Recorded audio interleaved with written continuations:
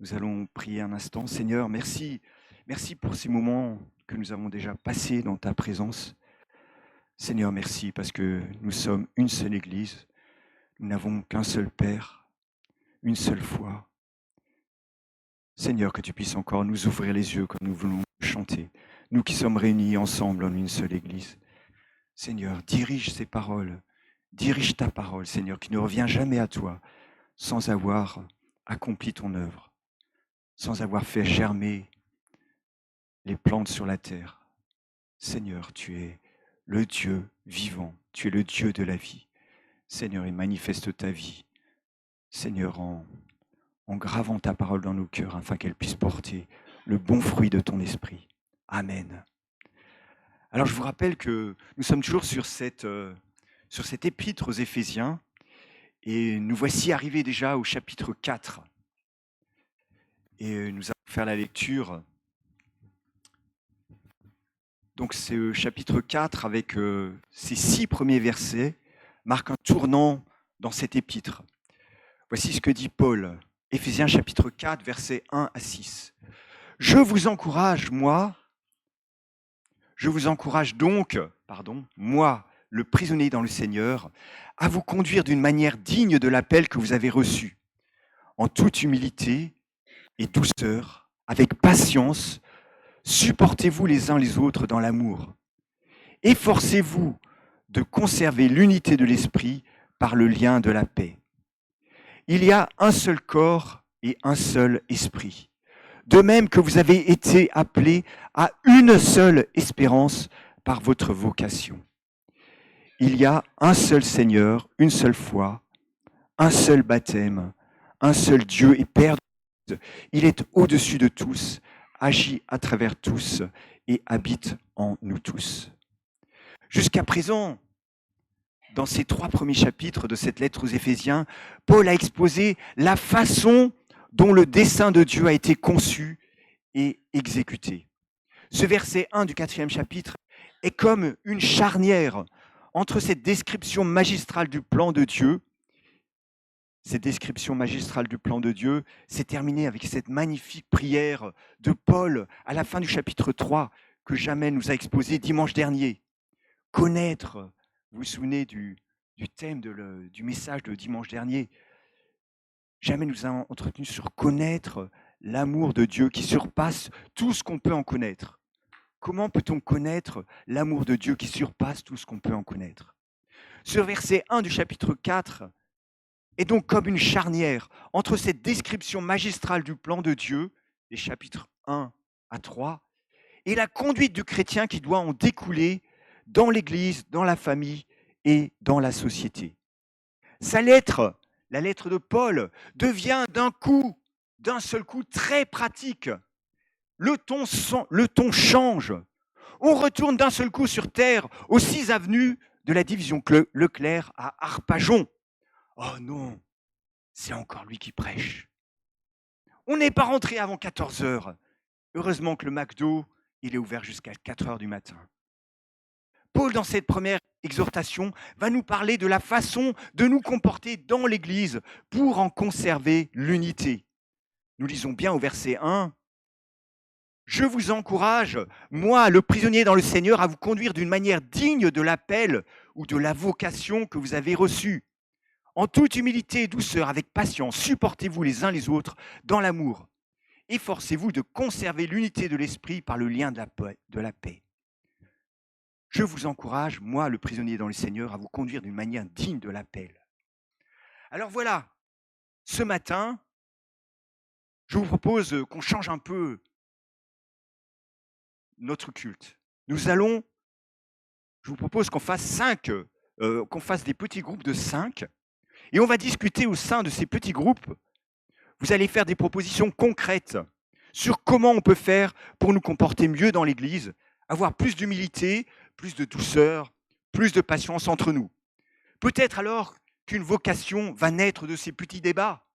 Peut-être que quelqu'un va se lever avec ce désir d'être le président d'une association loi 1901, loi 1905, pour l'unité de l'Église. On va nommer cette association Unité EPEA. On va désigner un secrétaire et une trésorière, on va se déclarer en préfecture et faire une déclaration à la presse. Bon alors, allez, zou, vous avez jusqu'à 11h40. Allez, on y va, on se met chacun en petits groupes. Allez, allez, vous voulez pas.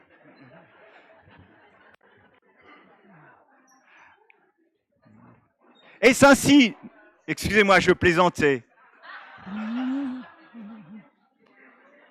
Et c'est ainsi, est-ce ainsi qu'il faut, est-ce ainsi qu'il faut comprendre ce premier verset? Alors pas de panique, je plaisantais. Pas de panique, je plaisantais. Alors bien sûr, c'est une plaisanterie. C'est ainsi qu'il faut comprendre ce premier verset charnière du chapitre 4. Ce verset qui fait la jonction entre les 3 premiers chapitres avec cette description magistrale du plan de Dieu et la conduite de chrétiens qui doit en découler. C'est ainsi qu'il faut la comprendre. Alors bien sûr, si tous les hommes faisaient ça, si tout le monde se comportait dans l'Église et aussi à l'extérieur de l'Église, dans la société avec plus d'humilité, plus de douceur, plus de patience, eh bien la vie serait bien plus cool, n'est-ce pas? La vie serait bien plus douce. Et la Bible n'est pas contre les efforts de notre propre volonté pour parvenir à ce but. Et ceci dans tous les compartiments de nos vies et dans l'Église, puisque Paul écrit « Efforcez-vous, efforcez-vous, efforcez-vous de conserver l'unité ». Mais j'ai volontairement omis un seul petit mot dans ce verset 1. Un seul petit mot qui est une conjonction de coordination. En anglais, coordinating conjunction.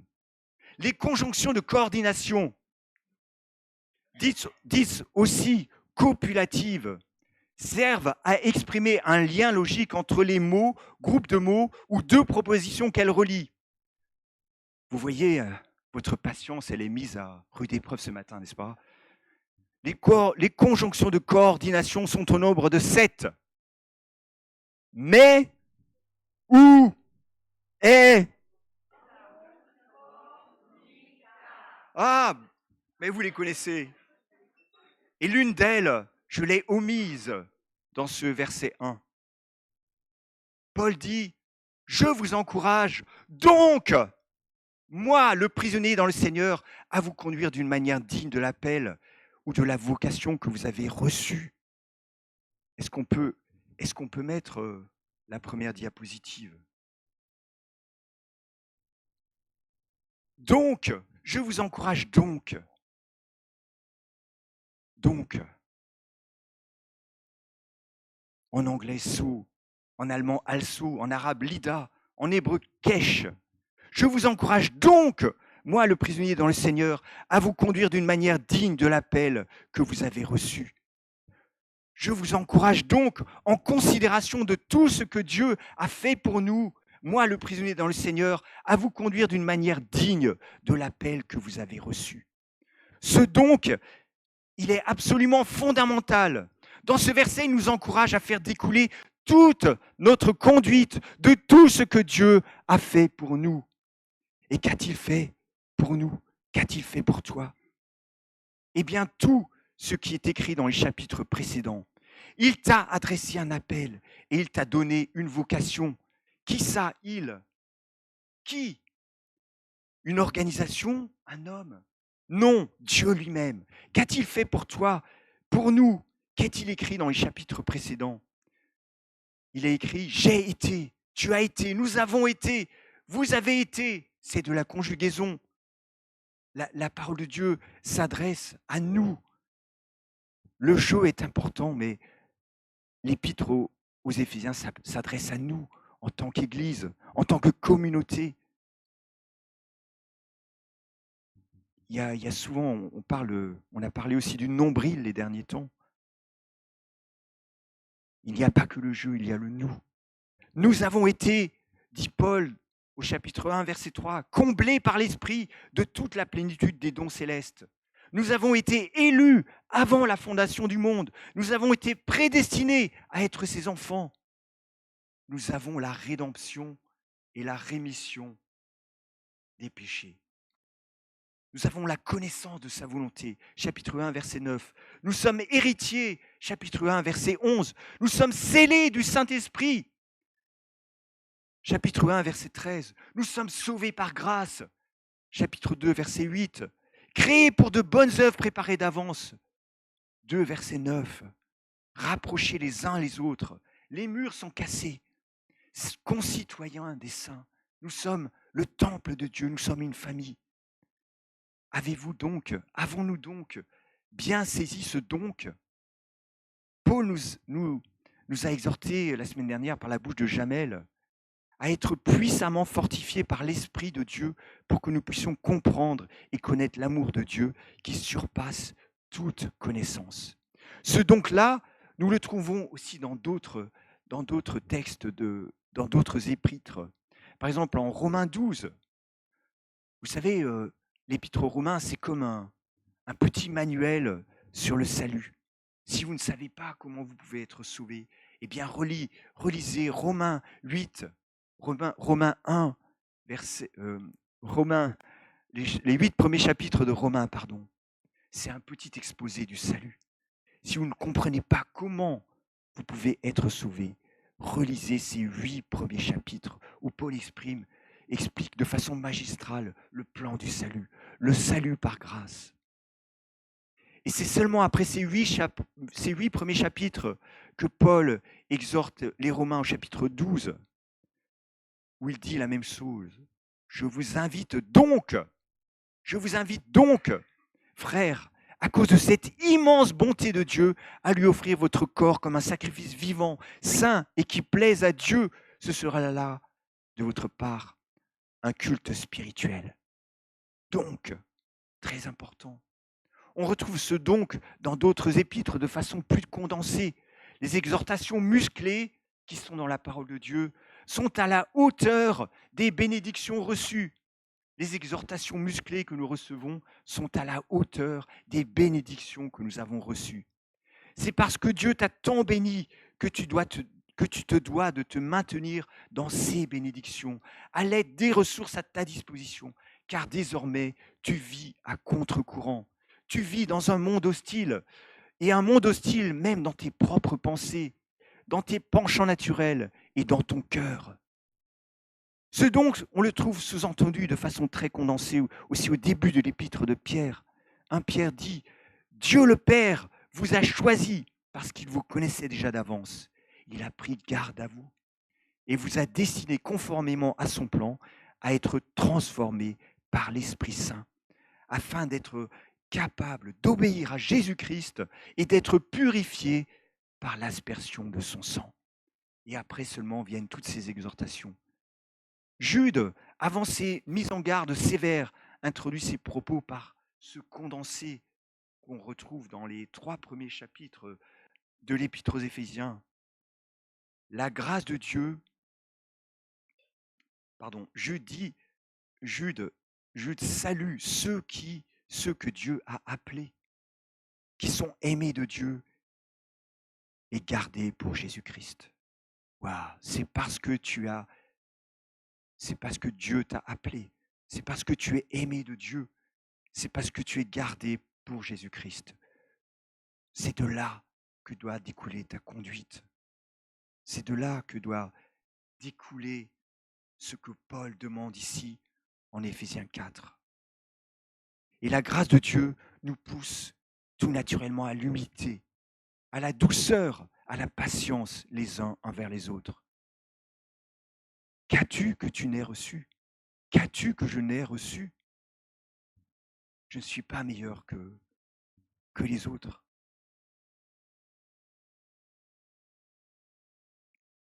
Et cette première recommandation qui découle de ce donc concerne l'unité. Se comporter d'une manière digne de notre appel, avec humilité, douceur, patience. Efforcez-vous de conserver l'unité que donne l'Esprit dans la paix qui vous lie les uns aux autres. Ici, encore dans ce verset, efforcez-vous de conserver l'unité. Il y a à nouveau un mot-clé à côté duquel il ne faut pas passer, comme ce donc de tout à l'heure. Paul ne dit pas « efforcez-vous de créer humainement l'unité », mais de conserver l'unité. Cette unité est donc déjà acquise par le Saint-Esprit. Ceci est très important. L'unité est déjà acquise par le Saint-Esprit. Celui qui nous unit ce matin, c'est le Saint-Esprit. Nous ne sommes pas unis sous la bannière d'une dénomination d'église, la EEI, ou l'Union des églises baptistes, pentecôtistes, ou je ne sais quelle autre dénomination d'église. Mais celui qui nous unit ce matin, c'est le Saint-Esprit. Par l'Esprit de Dieu lui-même, nous sommes unis, par Dieu lui-même. C'est Dieu, par son Esprit, qui nous unit ce matin. Ce chant dit, tous ensemble, nous partageons l'amour du Seigneur, l'adoration du Seigneur, tous ensemble, accueillons l'Esprit du Seigneur, l'unité du Créateur. Quelqu'un a fait part de sa tristesse en constatant que jamais autant qu'aujourd'hui, les églises ne se sont autant divisées à cause de doctrines secondaires concernant le Saint-Esprit, alors que le Saint-Esprit est celui qui donne l'unité. C'est le verset 3 de notre texte, le verset 3. Efforcez-vous de conserver l'unité que donne l'Esprit. Jamais autant qu'aujourd'hui, les églises ne se sont autant divisées à cause de doctrines secondaires concernant le Saint-Esprit, alors que le Saint-Esprit est celui qui donne l'unité. Et dans le Nouveau Testament, vous savez, il y avait une église qui se targuait, qui se vantait en quelque sorte d'être remplie de tous les dons du Saint-Esprit. Une église qui a fait souffrir Paul, une église qui avait beaucoup de dons de l'Esprit, mais Paul était obligé de la redresser, enfin plutôt de la reprendre sur 12 comportements déviants. C'est l'église des Corinthiens, à laquelle Paul rappelle au chapitre 12 et au verset 13 de sa première épître, « En effet, que nous soyons juifs ou grecs, esclaves ou libres, nous avons tous été baptisés dans un seul esprit pour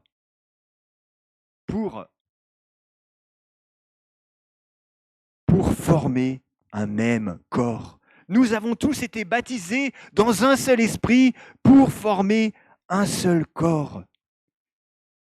L'église des Corinthiens était une église qui était remplie de beaucoup de dons du Saint-Esprit. Pourtant, Paul est obligé de les reprendre. Il leur rappelle en 1 Corinthiens 13 que ces dons doivent s'exercer dans l'amour. Et il leur rappelle ici ce que l'action première et fondamentale du baptême dans le Saint-Esprit produit. Quelle est l'action première et fondamentale du baptême du Saint-Esprit?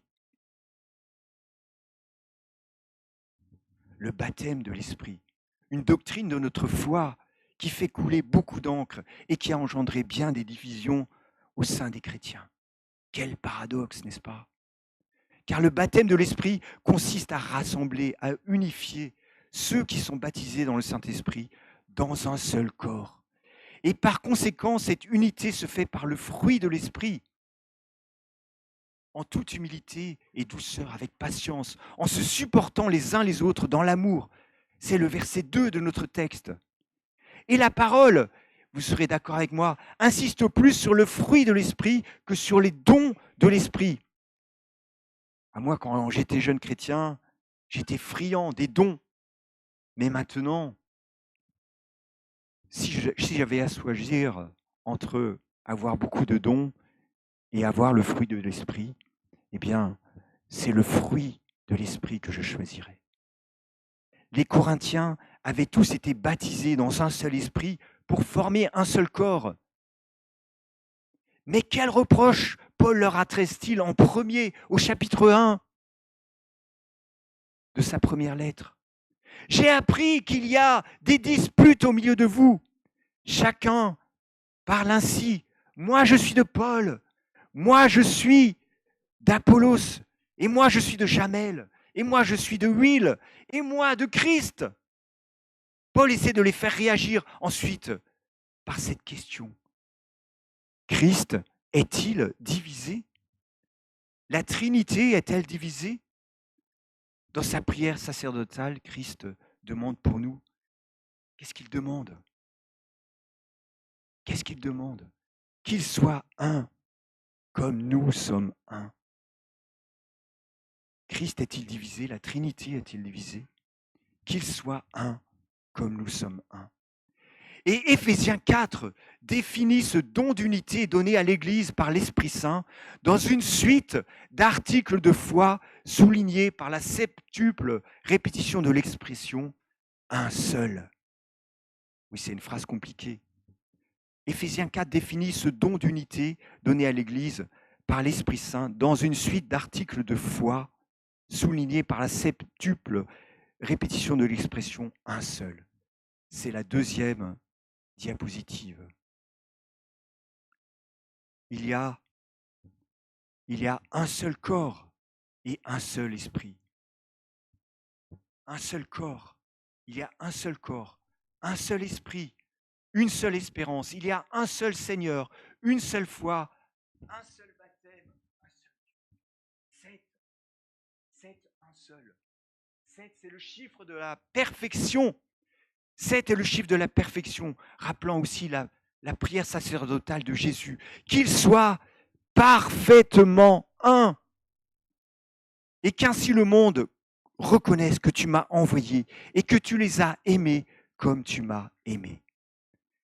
Est-ce aussi notre prière? De plus, les 3 affirmations du verset 4, un seul corps, un seul esprit, une seule espérance.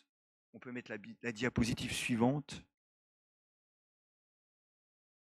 C'est encore la suivante.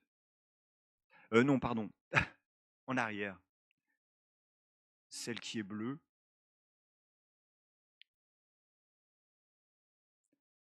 De plus, les 3 affirmations du verset 4,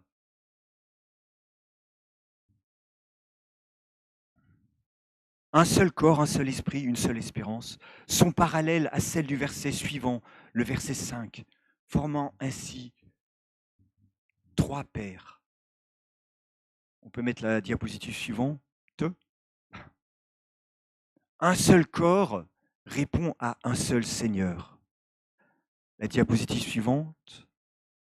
Un seul esprit répond à une seule foi. La diapositive suivante. Une seule espérance suscite un seul baptême. Et de plus, on pourrait voir dans ce verset 4 ce qui se passe pour nous ici-bas. En effet, sur terre, il y a le corps de Christ, il y a l'esprit de Christ qui a été répandu, et il y a notre espérance. Et au ciel, c'est là qu'est le Seigneur. Le Seigneur qui suscite la foi. La foi vient d'en haut, elle ne vient pas d'en bas. Et le seul baptême, nous allons voir cela en détail. Voyons ces 3 paires. Ça va, je vous ai perdu? Je vous ai perdu ou pas? Oui, c'est un peu difficile à 11h46, mais le McDonald's attendra. Voici donc ces 3 paires. On peut remettre la diapositive numéro 4. Un seul corps répond à un seul Seigneur. Diapositive numéro 4. Bon, voilà, celle-ci. Un seul corps répond à un seul Seigneur. Aujourd'hui, y a-t-il un seul homme sur terre qui puisse voir Dieu? Comment les hommes d'aujourd'hui et des siècles passés peuvent-ils voir Dieu sur terre? Eh bien, c'est par le corps de Christ. Et son corps, le corps de Christ, c'est toi, c'est moi, c'est l'Église. L'Église est le corps de Christ. Et c'est aussi nous tous qui formons son Église. Dans chacune de nos actions, nous, le corps de Christ, nous devons nous interroger ainsi. Qu'aurait fait Jésus à ma place face à cette personne qui m'énerve? Comment, Jésus, aurais-tu géré ton temps à ma place? Nous sommes ses mains, nous sommes sa bouche, nous sommes son corps. Nous servons ensemble le Maître. Je suis ses pieds, mais c'est grâce à toi qui est sa cuisse. C'est grâce à toi qui est sa colonne vertébrale, qui me tient. Si je suis un pied, c'est parce que tu es une cuisse. Si je suis une cuisse, c'est parce que tu es une colonne vertébrale qui me tient. J'étais nu et vous m'avez vêtu, j'étais malade et vous êtes venu me voir, j'étais en prison et vous êtes venu chez moi. Pour que ce corps fonctionne correctement, il lui faut l'unité sous l'autorité de la tête lui-même, le Christ. Que se passe-t-il lorsque dans notre corps, des cellules se mettent à fonctionner et à se multiplier pour leur propre compte? Eh bien, c'est la définition du cancer. Un seul corps, un seul Seigneur. Sur la terre, nous sommes le corps de Christ. Nous sommes ses mains, ses pieds. Et nous répondons à la tête qui est au ciel, le Seigneur, un seul Seigneur. La deuxième paire qui souligne notre unité, c'est la diapositive numéro 5. C'est un seul esprit qui suscite une seule foi. Depuis la Pentecôte, le Saint-Esprit agit ici-bas pour convaincre les hommes de reconnaître Jésus comme le Seigneur. La foi est un don de Dieu lui-même. Elle nous vient d'en haut du ciel. Elle nous est communiquée par le Saint-Esprit qui agit ici-bas. Pensez-vous que la foi vous vient d'en bas? Pensez-vous que la foi que vous avez vous vient de vous-même, d'en bas, de votre propre chair, de votre propre volonté? Est-ce que c'est ainsi que vous voyez la foi? L'Épître aux Hébreux nous dit que c'est Jésus qui fait quoi?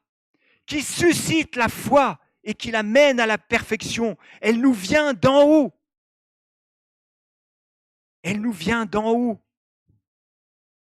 Si tu as cru en Jésus-Christ, c'est pourquoi? C'est parce qu'il t'a attiré vers lui d'une façon, d'une manière irrésistible. D'une manière irrésistible. Un seul esprit suscite une seule foi. Il n'y a pas 36 000 foi, F-O-I. On ne peut pas être d'accord avec l'affirmation « l'important c'est de croire ». Il y a une seule foi. Aujourd'hui, comme par le passé, il y a des doctrines séductrices qui circulent pour séduire, s'il était possible, les élus eux-mêmes. Mais l'action de l'Esprit est de nous faire adhérer à une seule foi. La foi donnée aux saints une fois pour toutes, nous dit Jude. Mes brebis écoutent ma voix, dit Jésus, et elles ne suivront pas un étranger, car elles connaissent ma voix. Et il est bon d'être au clair sur notre confession de foi. Est-ce que tu es au clair avec ta confession de foi? Qu'est-ce que tu crois? Qu'est-ce qui est essentiel et qui me lie avec mon frère et ma sœur? Qu'est-ce qui est secondaire et qui risque de diviser? Qu'est-ce qui est non négociable? Es-tu au clair avec ce que tu crois? Il y a une seule foi. Il y a les choses essentielles que tu ne peux pas négocier et il y a les choses secondaires avec lesquelles tu peux ne pas être d'accord avec ton frère ou ta sœur, mais qui n'empêchent pas que tu puisses aller d'un même pas avec lui ou elle.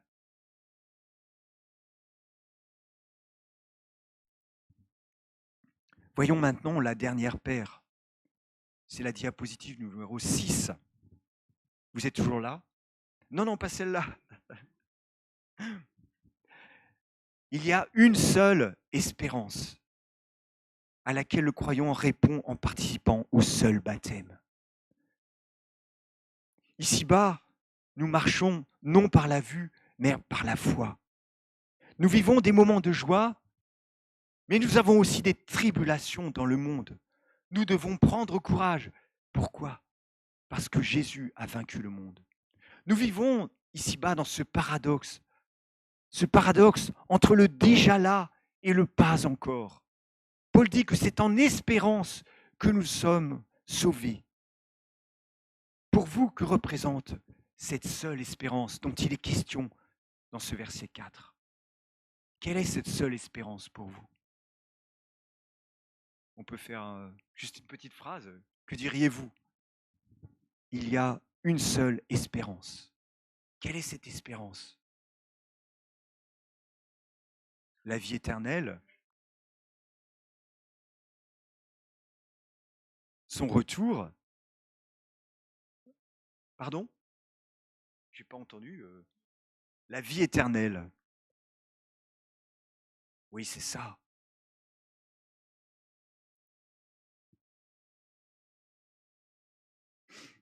Notre ultime espérance, la voici. Ici-bas, tu vas finir par tout perdre, malheureusement. Même même ceux qui te sont chers. Tu ne peux rien emmener de l'autre côté. Et cette espérance, peut-être, nous pouvons la résumer par ce texte de la première aux Thessaloniciens.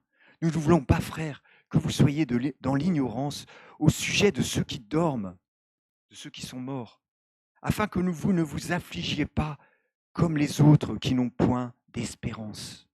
L'espérance, elle est là. Car si nous croyons que Jésus est mort et qu'il est ressuscité, croyons aussi que Dieu ramènera par Jésus et avec lui ceux qui sont morts. Voici en effet ce que nous vous déclarons d'après la parole du Seigneur. Nous les vivants, restés pour l'avènement du Seigneur, nous ne devancerons pas ceux qui sont morts. Car le Seigneur lui-même a un signal donné à la voix d'un archange et au son de la trompette de Dieu descendra du ciel et les morts en Christ ressusciteront premièrement. Ensuite, nous les vivants qui serons restés tous ensemble, nous serons enlevés avec eux sur les nuées, à la rencontre du Seigneur dans les airs. Et ainsi, nous serons toujours avec le Seigneur. Consolez-vous les uns les autres par ces paroles. Voici notre espérance. Nous savons malheureusement qu'ici, nous ne sommes que de passage. Nous ne pouvons rien amener de l'autre côté. Mais consolez-vous donc les uns les autres par ces paroles. Il n'y a qu'un seul baptême. C'est le verset 5. Il n'y a qu'un seul baptême. Il y a une seule espérance à laquelle le croyant répond en participant au seul baptême. Il n'y a qu'un seul baptême. Quel est ce seul baptême? Ah bon, mais moi je croyais qu'il y avait plusieurs baptêmes. Je croyais qu'il y avait le baptême d'eau, le baptême dans le Saint-Esprit, le baptême de feu. Le seul baptême, c'est lequel? C'est celui qui nous est donné d'en haut. Par qui? Jean-Baptiste a dit, moi je vous baptise dans l'eau en signe de votre changement de vie. Mais quelqu'un vient après moi, il est bien plus puissant que moi, et je ne suis pas même digne de lui enlever les sandales. C'est lui. C'est qui lui? C'est Jésus. C'est lui qui vous baptisera dans le Saint-Esprit et le feu. Le seul vrai baptême est celui du Saint-Esprit. Il nous vient d'en haut. Il nous est donné par le Christ lorsque nous croyons en lui, lorsque nous plaçons toute notre espérance, notre seule espérance en Jésus pour notre salut et pour changer de vie. Le baptême du Saint-Esprit et de feu, c'est le même baptême. Le baptême de feu, c'est un revêtement. Le baptême de feu n'est pas un revêtement de puissance supplémentaire à attendre en plus du baptême de l'Esprit. C'est l'image de la purification qu'opère le Saint-Esprit dans nos vies. Comme le dit souvent notre pasteur, il ne suffit pas de se séparer du mal et de ses mauvaises habitudes. Il faut les remplacer. Il faut les remplacer par le feu ardent de l'amour de Dieu qui doit déborder de nos vies. Du temps de Jean-Baptiste, les croyants se préparaient à rencontrer le Messie en passant par le baptême de repentance pour ensuite recevoir le baptême de l'Esprit. Mais depuis la Pentecôte, depuis le baptême, depuis que le Saint-Esprit est descendu sur les croyants, le baptême de l'Esprit précède le baptême d'eau, par lequel nous symbolisons, nous illustrons ce que nous avons vécu par le baptême de l'Esprit. En entrant dans l'eau, nous témoignons que nous sommes morts avec Jésus à nos péchés. Et en sortant de l'eau, nous témoignons que nous sommes ressuscités à une vie nouvelle par la puissance du baptême de l'Esprit. Il ne servirait à rien pour quelqu'un de se faire baptiser dans l'eau sans avoir été baptisé de l'Esprit, n'est-ce pas? Ça ne servirait à rien, puisque le baptême d'eau illustre ce que nous avons vécu par le baptême de l'Esprit. Il n'y a donc qu'un seul vrai baptême. Le seul vrai baptême est celui de l'Esprit. Il nous vient d'en haut. Il nous vient d'en haut lorsque nous plaçons notre entière et seule espérance en Jésus. Ce baptême de l'Esprit, c'est Dieu lui-même qui le donne d'en haut. Tu ne peux comprendre comment cela se produit, dit Jésus. Tu n'as pas à aller voir quelques sorciers, quelques marabouts évangéliques pour qu'ils t'imposent les mains pour être baptisé dans le Saint-Esprit. Ce baptême dans le Saint-Esprit, c'est Dieu qui le donne. Et Paul va terminer cette suite d'articles de foi soulignés par ces 7 répétitions de l'expression un seul, par une allusion à la Trinité, au verset 6. Il y a un seul Père, il y a un seul Dieu et Père de tous. Il y a un seul Dieu et Père de tous, il est au-dessus de tous, agit à travers tous et habite en nous tous. Dieu lui-même, ici, dans ce verset 6,